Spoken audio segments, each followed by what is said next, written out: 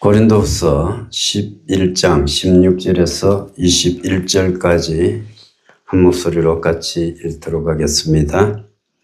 내가 다시 말하노니 누구든지 나를 어리석은 자로 여기지 말라. 만일 그러하더라도 내가 조금 자랑할 수 있도록 어리석은 자로 받으라. 내가 말하는 것은 주를 따라 하는 말이 아니요 오직 어리석은 자와 같이 기탄 없이 자랑하노라. 여러 사람이 육신을 따라 자랑하니 나도 자랑하겠노라. 너희는 지혜로운 자로서 어리석은 자들을 기쁘게 용납하는구나. 누가 너희를 종으로 삼거나 잡아먹거나 빼앗거나 스스로 높이거나 뺨을 칠지라도 너희가 용납하는도다. 나는 우리가 약한 것 같이 욕되게 말하노라. 그러나 누가 무슨 일에 담대하면 어리석은 말이나마 나도 담대하리라. 아멘. 앞뒤 좌우로 인사합시다. 사랑합니다. 바울은 고린도 교회를 자기가 개척을 했잖아요. 개척을 해놔놓고 다른 곳에 이렇게 복음을 계속 전하게 됩니다. 그런데 그 고린도 교회 내에 거짓 사도들이 들어감으로 인해 가지고 이게 굉장히 힘이 드는 거야. 자기가 사도임을 스스로 계속 증명해야 되는 그러한 어려움이 있었습니다. 다른 지역에 계속 사역하는 것도 바쁜데 이게 자기가 개척했던 고린도 교회에서 들려오는 소식은 계속 어려운 거예요. 우리가 살펴봤다시피 고린도 교회가 어떻습니까? 온갖 문제가 다 있는 거예요. 문제투성이의 교회에 그 마지막에 보면은 이제는 거짓 사도까지 들어와 가지고 이 바울이 정당한 사도가 아니다. 이렇게 비난을 하는 것. 그리고 그 고린도 교회 성도들은 그 말에 동료가 돼가지고 전부 그 사람들을 따라가는 그런 난처하고 어려운 지경에 이르렀던 것입니다.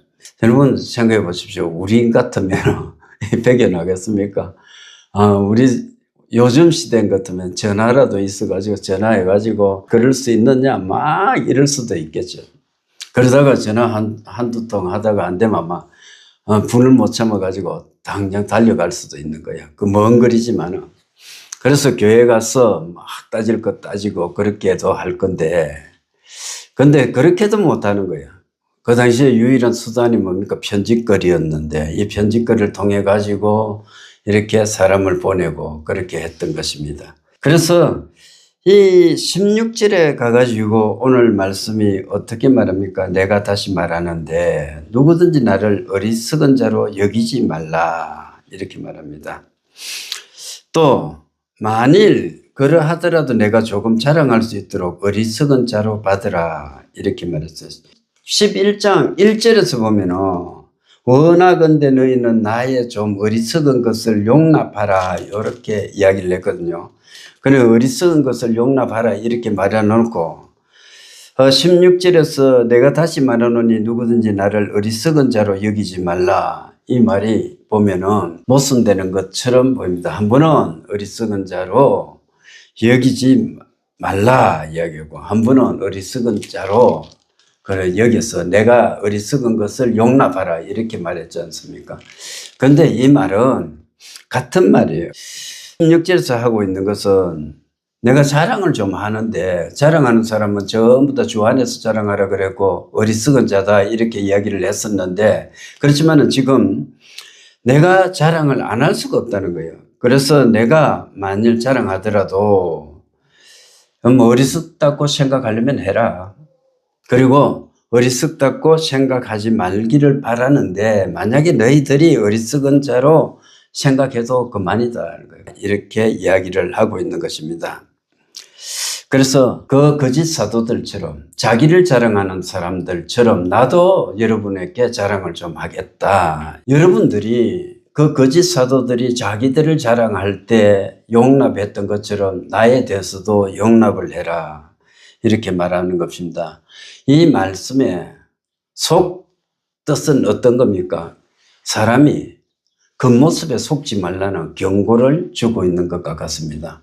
고린도 교회 성도들이 그 유대에서 온 예루살렘 교회에서 온 거짓 사도들이 화려한 말솜씨를 가지고 그들에게 이렇게 거짓 복음을 전할 때 그 사람들은 전부 다 그들의 말솜씨에 넘어가 버렸거든요. 그런데 바울이 개척했다든지 바울이 수고했다든지 이러한 사항들을 오히려 잊어버렸던 겁니다. 그리고 그 말솜씨에 넘어가 가지고 전부 동요했던 것을 볼 수가 있습니다. 겉모습을 보고 전부 다 따라가는 거예요. 오늘날 우리 사람들이 그렇습니다. 사람을 만날 때 무엇을 바라봅니까? 외관을 먼저 보거든요. 요즘은 더더구나 보면은 전부 성형외과 가서 얼굴을 뜯어 고치게 나왔기 때문에 표정을 알 수가 없어. 똑같은 거예요.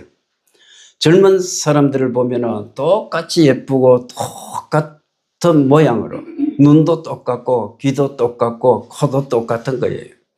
그래서 저 같은 경우는 텔레비전에 어쩌다가 사람을 보면은 그 사람이 그 사람인지 분간을 못할 때가 참 많습니다. 그래서 겉모습만 바라보다 보니까 그 사람의 속마음을 알기까지는 무척이나 오랜 세월이 걸려야 되는 것이 오늘날의 현실인 것입니다.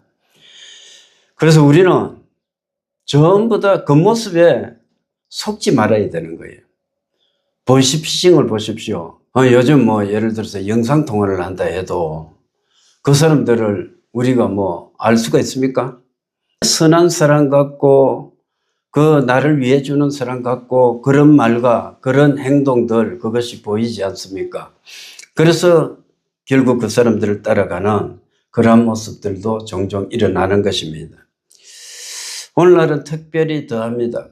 말 잘하는 사람, 스펙이 좋은 사람, 또 사회적으로 어떤 높은 지위에 있는 사람, 학위가 있는 사람, 그런 사람들을 얼마나 좋아합니까?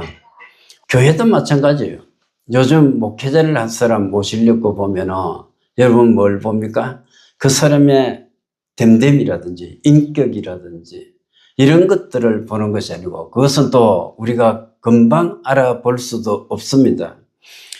그러니까 나타나는 것이 뭡니까? 이력서에 무엇을 써놨는지 그 사람의 화려한 경력들을 보고 우리가 사람을 뽑지 않습니까? 청빙을 해도 그런 목사님들을 청빙하게 되는 겁니다. 그래가지고 마침 그 목사님 와서 크게 부흥을 한다든지 그러면 괜찮은데 그렇지 못할 경우에 교회조차도 갈등 속에서 정말 혼란 속에서 한동안 어지럽게 되는 모습들을 종종 볼 수가 있는 것입니다.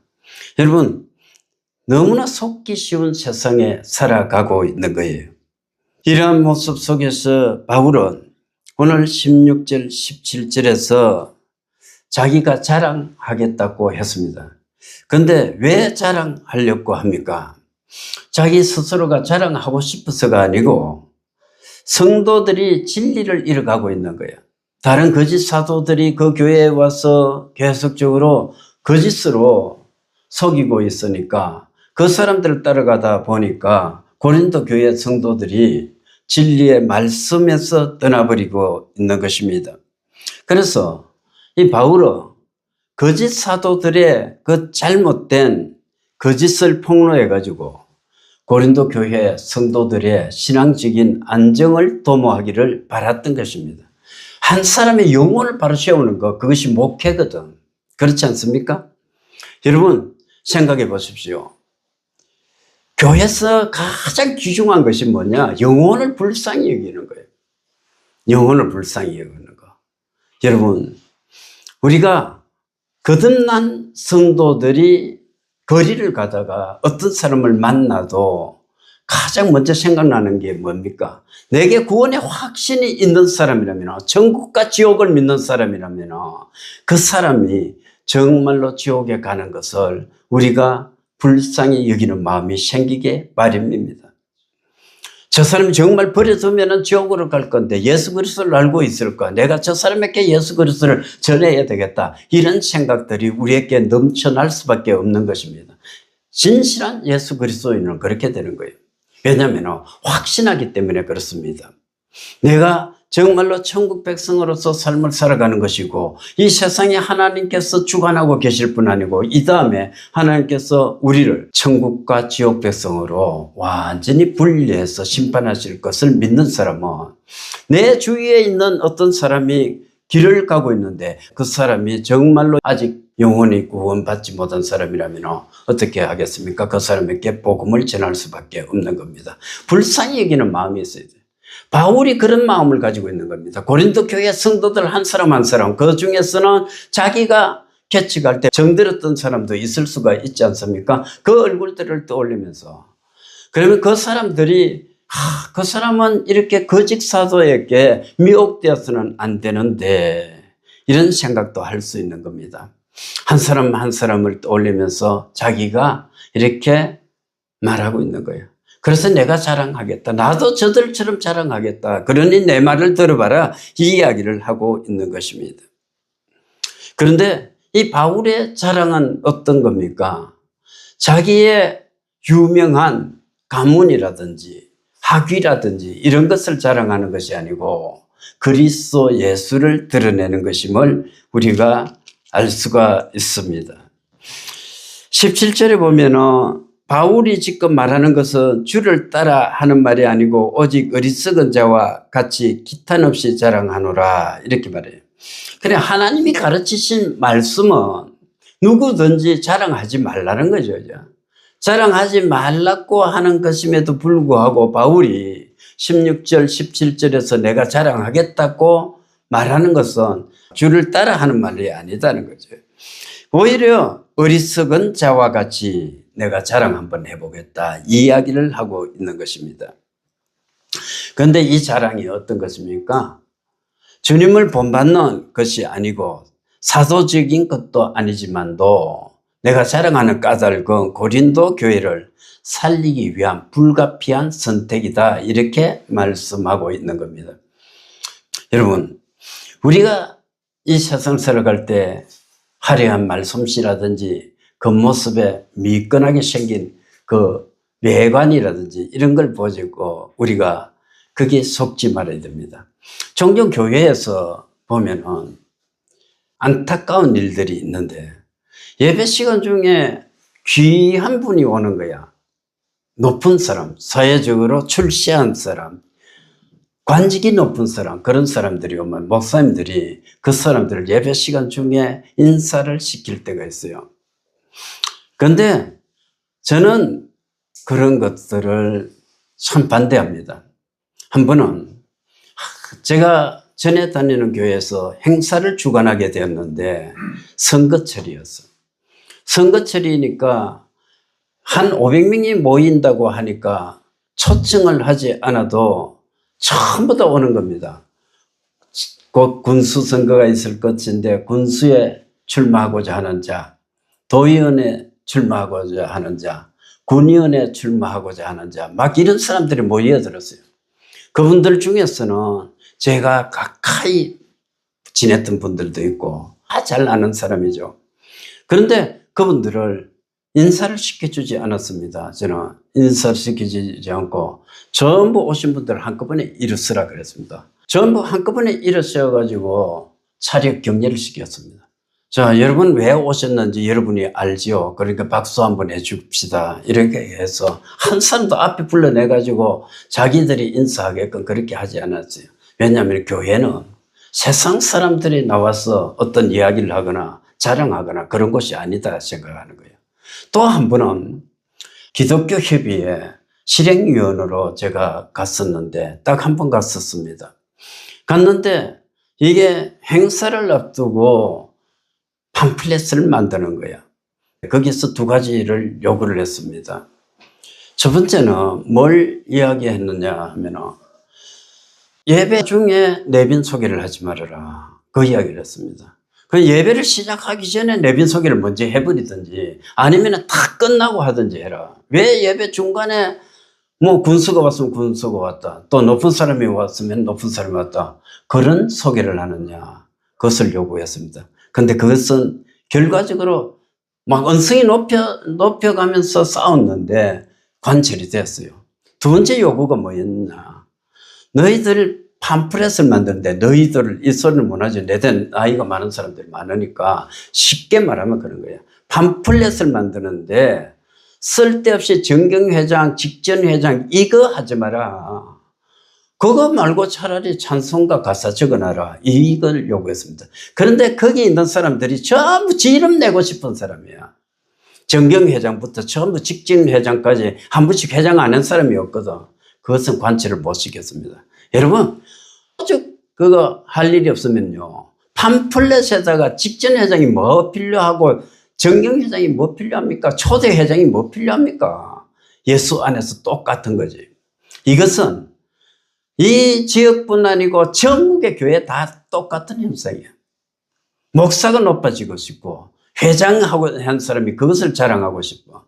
그거 깨져야 돼요. 그것이 깨져야 돼요. 예수 안에서 전부 다 하나 되는 것이 뭡니까? 내가 죽어지는 거야. 바울처럼 그리스도가 나타나야 되고 자기는 죽어지는 것. 이것이 기독교 정신 아닙니까? 그런데 많은 사람들은 예수는 죽고 내가 살렸고 하는 거예요. 교회에서도 마찬가지예요. 내가 살아나고 예수님이 죽든지 말든지 아무 생각이 없는 거예요. 그러니까 교회가 혼란스러워지는 것 아닙니까? 여러분, 빌립보서 1장 20절의 말씀 보십시오. 죽든지 살든지 살든지 죽든지 이제 오직 내 안에서 그리스도 예수가 존귀케 되게 하려 하나니, 우리 부르심의 목적이 뭡니까? 하나님을 영화롭게 하기 위해서, 하나님께서 우리를 통해서 그리스도 예수가 존귀케 되게 하기 위해서 우리를 불러주셨다니까요. 그것을 우리가 생각하며 살아야 되는 것입니다. 특별히 오늘 이 11장의 말씀들, 또 16절부터 이어지는 말씀들은 목회자들에게 주시는 경고의 말씀과 같은 거예요. 그럼 이 목회자들은 정말 지도자라고 하는 사람들은 뭘 바라보고 살아야 될 건가? 내가 나타나야 될 것인가? 주님이 나타나야 될 것인가? 거짓 사도로 살 것인가? 참 사도로 살 것인가? 오늘날 사도는 없지만은 바울 시대로 돌아가면 그런 거예요. 바울처럼 참 사도로서 삶을 살 것인가?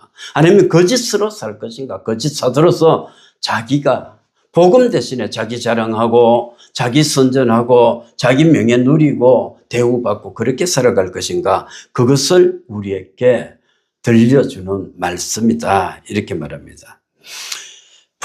여러분, 한 사람을 평가할 때 그 사람의 능력보다 그 사람 속에 하나님의 마음이 흐르는지를 우리는 분별해야 될 줄 믿습니다. 우리는 그런 사람들이에요. 두 번째 보면 18절에서 20절을 우리가 살펴보면 고린도 교회 성도들이 속았던 내용이 나옵니다. 그것은 거짓 사도들의 자랑입니다. 18절을 보면 여러 사람이 육신을 따라 자랑하니 나도 자랑하겠노라. 육신을 따라서 자랑했다는 겁니다. 스스로 자랑을 했는 거예요. 거짓 사도들이. 그럼 육체적인 것을 자랑하니까 이 자랑은 어떤 겁니까? 여러분, 외형적인 거거든요. 어리석은 거예요. 여러분, 육신을 가지고 자랑했을 때 남는 게 있겠습니까? 여러분 생각해 보십시오. 내 육신을 가지고 무엇을 자랑할 수 있습니까? 육신은 날로 어떻게 해야 됩니까? 늙어가는 거야. 연약해지는 거야. 따지고 보면은 육신을 가지고 자랑하는 것은 세월이 갈수록 초라해지는 것이고 비천해지는 것이고 연약해지는 것입니다. 우리가 그렇잖아요. 사람이 삶을 살아갈 때 과거를 돌아봐 가지고 과거에 내가 잘 나가지 않았던 사람이 없어. 거의 이야기를 들어보십시오. 한두 사람 이야기를 해보면 내가 옛날에 뭐 했고요. 옛날에 뭐 했고요. 전부 과거 자랑한다니까요. 그럼 이 세상에 보면 그런 이야기를 듣다 보면 불행한 사람 아무도 없는 거야. 다 출세했던 사람이고 다 한가닥 했던 사람들이거든. 그런데 그거 자랑할 것이 있습니까? 흘러간 거야. 비천한 거야. 연약한 거야. 지금은 어때요? 지금은 늙었거든. 아직 젊은 분들도 있지만 그렇잖아요. 자랑할 것이 없어요. 모세 고백관 갖는 거야. 인생의 연수가 70이고 강건하면 80이라도 지나간 날 딱 생각해 본게는 고생뿐이고 수고뿐이고 눈물뿐이고 슬픔뿐이고 내 인생이라는 것이 보면은 날아가는데 신속히 날아가서 시위를 떠난 화살이 날아가는 것과 같습니다. 그래서 하나님, 남은 세월을 내가 계수할 수 있는 지혜를 주십시오. 그래서 남은 세월은 나 자신을 위해서 살지 않고 육체를 위해서 살지 않고 하나님의 영광을 위해서 살고 영혼을 위해서 가꿀 수 있는 그러한 시간들로 채워주십시오. 이렇게 기도하고 있는 모습을 볼 수 있지 않습니까? 여러분, 그런 거예요. 육체의 자랑이라는 것은 두 번째로 보면은 어떤 거냐? 무익한 거예요. 사라지는 거예요. 과거의 영광이 지금 있습니까? 어제의 자랑거리. 우리가 1년 전에 무척 즐거운 일이 있어서 막 온 식구가 등달아서 춤추듯이 기뻐했던 일이 있다고 칩시다. 아니면 뭐 몇 년 내에 그러한 일이 한두 번은 있을 수 있잖아요. 그런데 기억이 납니까? 지금 가지고 있습니까? 뭐 때문에 웃었던지도 우리는 모르는 것 아닙니까? 사라져가는 거야, 사라져가는 거야. 아침 안개와 같은 것을 잡고 우리는 그것이 영원할 것이라고 생각하고 착각하며 살아가는 겁니다. 여러분, 그런데 우리가 매일 필요가 없습니다. 우리는 정말로 영원한 것을 붙들어야 되고 정말로 우리가 썩지 않고 쉬하지 않는 그러한 천국의 말씀을 붙들고 그 영원한 나라를 사모하며 나아가야 될 줄 믿습니다. 세 번째, 이것은 육체의 자랑이라는 것은 제한적이에요. 방금 이야기했습니다만 영원할 수가 없는 겁니다. 영원할 수가 없어요. 다 지나가 버리는 거예요. 젊은 날에 그 아름답던 얼굴이 여러분 사진 속에서 가능하지 지금 우리에게 있을 수 있습니까? 우리가 생각해 보십시오. 젊은 시절에 팽팽했던 얼굴하고 지금 얼굴하고 비하면 우리의 모습이라는 것은 너무 추한 거예요. 그럼에도 불구하고 우리가 안위하며 또 스스로를 달래면서 살아가는 것은 어떤 겁니까? 내 얼굴을, 거울을 보고 그래도 아직은 뭐 조금 덜 늙어서 괜찮아. 이렇게 스스로가 스스로에게 위로하면서 살아가는 것 아닙니까? 그런데 실상은 어떻습니까? 늙어서 보도 못하는 얼굴이잖아요. 실제적으로. 그렇지 않습니까? 그런데도 사람들은 착각하는 거예요. 영원하리라 착각하는 겁니다. 젊음도 영원하지 않고요. 명예도 영원하지 않고 물질도 영원하지 않는 거예요. 영원하지 않는 것을 가지고 우리가 영원할 것처럼 그게 마음을 빼앗겨서는 안 된다 생각하는 겁니다. 이 거짓 사도들의 만행을 보십시오. 이들은 굉장한 카리스마를 가지고 있었던 거예요. 그 고린도 교회에 와서 너희들이 이렇게 살면 안 되고 막 이렇게 이야기했던 거예요. 강하게 이야기했던 것 같아. 그래서 화려한 말하고 강한 이 은행, 굉장한 리더십이라고 말하면 뭐다 하지만은 그러한 것 때문에 성도들이 꼼짝 못 하는 거죠. 워낙 이게 보면은 거짓 사도들이 들어와서 강하게 말을 하니까 정말로 내가 잘못하는갑다 이렇게 생각하는 겁니다. 그러니까 이들이 했던 게 뭡니까? 20절에 보면 누가 너희를 종으로 삼거나 이렇게 종으로 삼다. 상전 행세 해버리는 거예요. 교회 내에서 거짓 사도들은 상전이 돼버리고 이들은 복음으로 얻었던 자유와 기쁨을 잃어버리고 오히려 율법의 종이 되게끔 이렇게 만들어버렸던 것입니다. 두 번째는 보면은 어떻게 말하고 있어요? 잡아먹거나. 잡아먹는 것은 어떤 것입니까? 이 짐승이 먹이를 이렇게 먹듯이 아무 노력도 하지 않은 채 바울이 세우는 그 터에 와가지고 열매만 따먹는 거예요. 그것을 잡아먹는다 이렇게 표현하고 있습니다.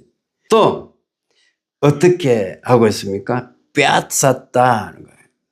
빼앗았다는 단어가 보면 사냥꾼이 덫을 놔가지고 이 동물들을 포획하는 그런 장면을 말하고 있습니다. 이것은 고린도 교회 성도들을 그리스도에게서 끊어지게끔 하는 그런 함정에 빠뜨렸다는 거예요. 그 다음에는 스스로 높였어. 그들 스스로 높여가지고 아까도 이야기했습니다만 고린도 교회 성도들 위에 군림을 했던 것입니다. 그래서 이 교회가 개척해지는 거예요. 목회자는 아주 높은 사람이고 성도는 낮은 사람이에요. 여러분, 이게 보면 목회자가 삶을 살아가다 보면 외로워. 에이, 말도 제대로 못 하잖아. 조심스럽잖아. 그런데 그 벽을 끊임없이 깨기 위해서 저는 노력합니다. 그래서 이 강단에 섰을 때 하고 밑에 내려가서는 저는 자유롭게 이야기도 좀 하고 싶고 다른 사람들에게 장난도 치고 막 그렇게 보내는 거예요. 그렇지만은 이게 보면은 장난치고 이런 것도 한계가 있는 거고 말하는 것도 항상 조심스럽습니다. 그죠?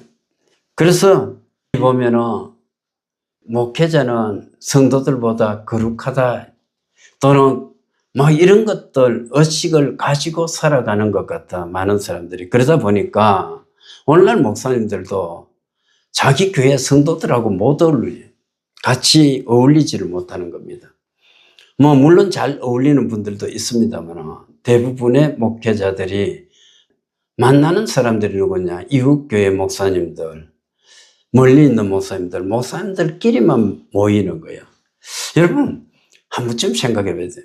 그러면은 목회자라는 직분 자체는 목회자들끼리만 대화할 수 있는 직분인가 한번 생각해 볼 필요가 있는 겁니다.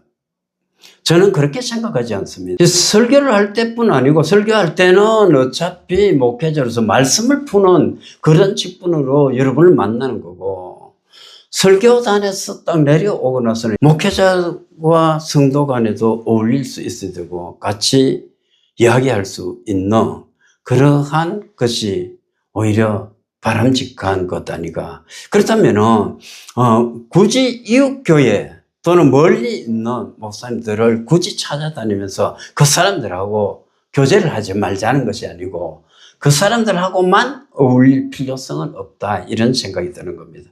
그래서 이 외로운 그거 어떻게 보면 직업인데 직업이라고 표현하지는 저는 좀 모순이 있다 생각하고 사명이에요.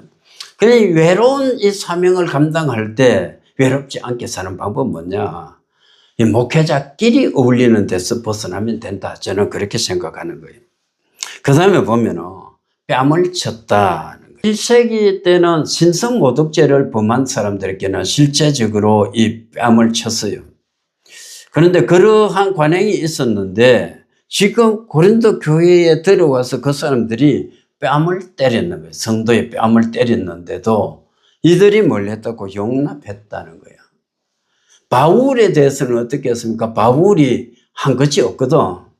이 교회에서 살해 안 받은 것하고, 그죠? 사랑한 것하고, 그것밖에 없는데, 그 바울에 대해서는 끊임없이 비난하면서 거짓 사도들이 저지른 만행에 대해서는 용납을 하는 한없이 관대한 그러한 모습을 보여주고 있는 겁니다. 그래서 이 바울이 그것을 지금 말하고 있는 거예요. 이 19절, 20절을 보면은 하나의 비꼬는 거, 비꼬는 거. 야, 너희들이 이렇게 관용을 베풀면서 내한테는 왜 그렇지?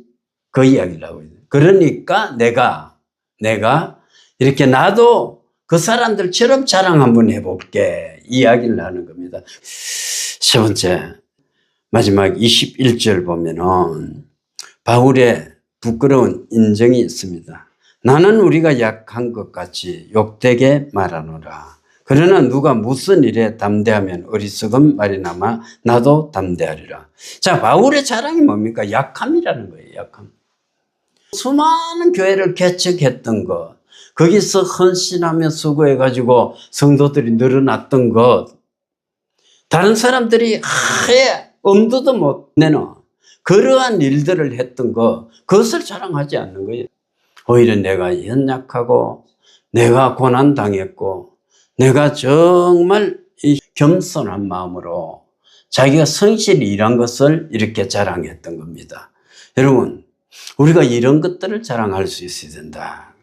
우리가 약한 것 같이 욕되게 내가 말한다. 욕되게 말한다는 거예요. 약함을 이야기하려면 자기가 어떻습니까? 수치스러울 수 있지 않습니까? 그럼에도 불구하고 그것을 자랑하는 거예요. 왜 그렇습니까? 그래서 예수께 초점을 맞추고 고린도 교회 성도들을 바른 신앙 위에 세워놓기 위해서 그렇습니다. 목적이 뚜렷하거든. 그래서 이 자기가 한 일을 어떻게 포장하지 않는 거야. 그대로. 여러분, 우리가 한 일이라는 것은 아무리 미사 여부를 가지고 내가 포장을 해봤자 진실이 금방 드러나잖아요. 그거 포장할 필요가 없어요. 그렇지 않습니까? 여러분, 핵심만 이야기하면 되는 거야. 오히려 다른 거 붙지 않으면 알아듣도 못한다니까. 이제 말씀을 맺고자 합니다. 여러분, 첫 번째 우리가 오늘 말씀을 통해서 받아야 될 교훈이 뭐냐? 겉모습 보고 판단하지 말라는 거예요. 성도는요, 가장 중요한 은사 중에 가장 중요한 게 저는 생각에 영적 분별력입니다. 영적 분별. 영분별의 은사, 이게 정말 중요해요. 특별히 오늘날 같이 보면은 이게 거짓인지 참인지 이것을 알지 못하고 살아갈 때가 많잖아요. 이럴 때 정말 하나님께 간구해야 될 은사가 뭐냐? 영분별의 은사입니다. 한 번은 창원에서 수요일 밤이 돼가지고 직장 생활을 할 때여서 예배에 참석해야 되겠다 싶어 갔어요. 급한 김에 그 교회가 하나 있길로 뛰어갔는데 가서 딱 앉는데 뭔가 있기가 싫은 거야. 있기가 싫어서 제가 바로 일어섰습니다. 그리고 나와 버렸습니다. 그런데 나중에 보니까 그 교회가 다락방 교회더라고요. 하나님께서 말씀하지 않았는데 내가 그 교회에서 주보 하나도 얻지 않았는데도 알게끔 해주시는 거예요. 분별하게끔 해주시는 거예요. 또 어떤 사람은 보면은 그냥 이렇게 대화를 하는데 그 사람들의 아픈 모든 구석구석이 제 기도 속에서 막 흘러나오는 거예요. 그 사람이 말을 하는데 어떤 사람이 머리 아프다고 기도 좀 해달라는데 나중에 기도를 하다 보면 허리 아픈 거 낫게 해주시고 하나님 이 배가 지금 아픈데 막 이런 기도가 흘러나오거든요. 그걸 그렇게 해주시는 겁니다. 영분별의 은사하고는 약간 다르지만 영적 분별력을 갖고 우리가 삶을 사는 것이 정말로 중요한 거다. 그리고 두 번째 뭐냐? 바른 지식을 가져야 돼. 성경에 대한 확실한 지식이 있어야 되는 겁니다. 여러분 그렇지 않습니까? 우리가 예수를 믿는 사람인데 만약에 다른 사람이 니 왜 예수 믿니? 이렇게 물어봤다 칩시다. 그냥 화려한 말솜씨가 없더라도 왜 예수 믿는지를, 내가 왜 예수님을 믿는지를 설명할 수 있어야 되지 않습니까? 그럼 내 자신이 교회에 나와서 예수 그리스도를 믿는 것을 나도 설명을 못하면서 어떻게 다른 사람에게 전도할 수 있겠습니까? 그죠? 그래서 분명한 답이 이게 있어야 돼. 내가 왜 예수님을 믿는가 내가 설명할 수 있어야 됩니다. 우리 성도들 모두가 그런 사람이 되어야 돼요. 두 번째 뭐냐? 영적 분별을 하기 위해서 내가 지식에서 자라가야 되는 거예요. 그래서 이 바른 지식을 갖기 위해서는 잘 들어야 돼. 말씀을 첫 번째 가려서 듣고 잘 들어야 되고 두 번째는 성경을 읽어야 됩니다. 배우고 끊임없이 묵상해 나가야 된다 생각합니다.